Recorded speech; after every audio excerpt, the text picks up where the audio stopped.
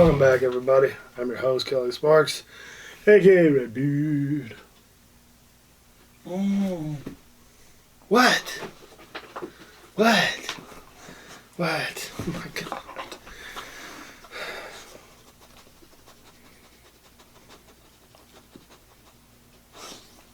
Why are you so invasive? So anyway, not sure what. I'm not really. I don't know how I'm going to call this one. So, this is a whiskey that no one can buy. No one has ever reviewed it. Not many people even know about it. And I talked about, I think I talked briefly about it some months back. But this is, and I hope Mr. Leonard Firestone gets to see this, because I met him one time and I shook his hand and I told him that I really wanted this on my shelf. But I hope he gets to see it. I'm going to give a review of it.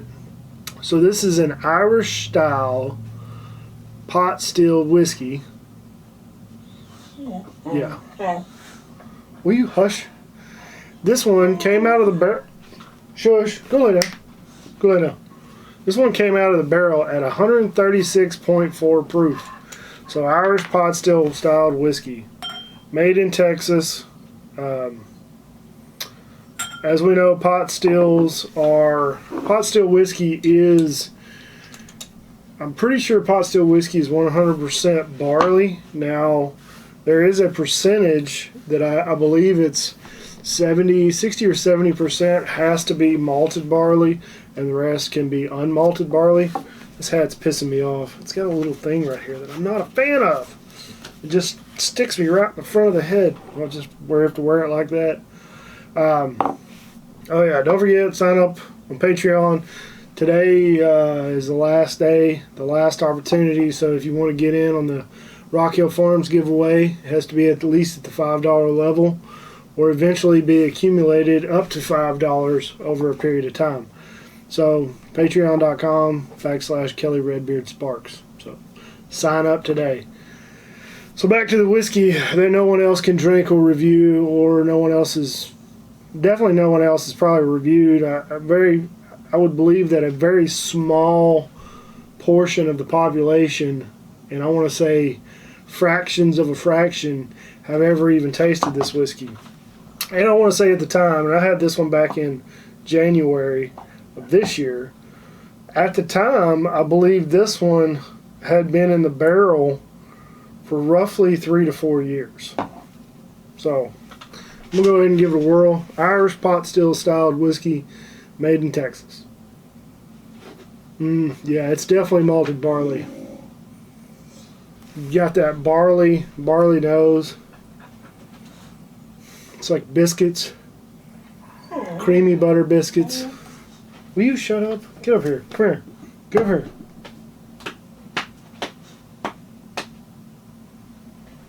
It's very sweet. What do you think? What do you think about it, Wanda? What do you think, huh? What do you think? So it has a... Ow! Clawed my freaking kneecap off. So it's got this... There's like a mint to it. Maybe wintergreen or something. But it's like shortbread cookies. It's got this faint nuttiness on it. See how it tastes. It's been a while. This was pretty much full whenever I first snaked it away from the TX Distilling. No, I didn't. They gave it to me. I asked them if I could have it.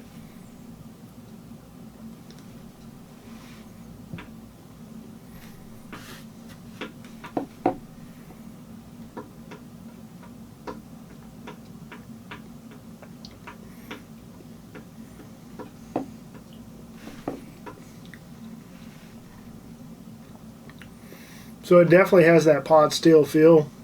There is a mintiness to it, like a maybe spearmint or something. It's almost refreshing. It's like minty fresh breath is what I'm getting. But that You can definitely tell it's barley that is the main ingredient. And there's like there's another one that I can't pick up, but it's super, super interesting. I really like it.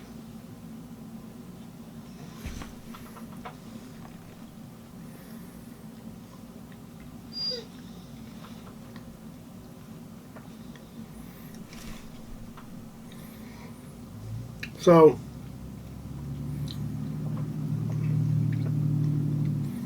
very oily on the palate, really thick. It makes my mouth salivate extremely. This is something that I'd like to see. I really think they've got enough of this in the warehouse to probably blend together. I mean, they've only got one rick house, but it's fracking huge. It's probably the size of one of the big rick houses from like Jim Beam or Heaven Hill. So I'd imagine they got probably, I don't know, 1 million barrels, just a small number. Maybe not that many, maybe several 100,000 barrels. But I want to say, if I remember correctly, they had quite a few barrels of this. I'm trying to remember the number, but it's been so long. I'd imagine they had probably roughly upwards of 1,000 barrels of this that they could blend together. Yeah, the nose, it's like it turned into something candy. Something like rock candy almost.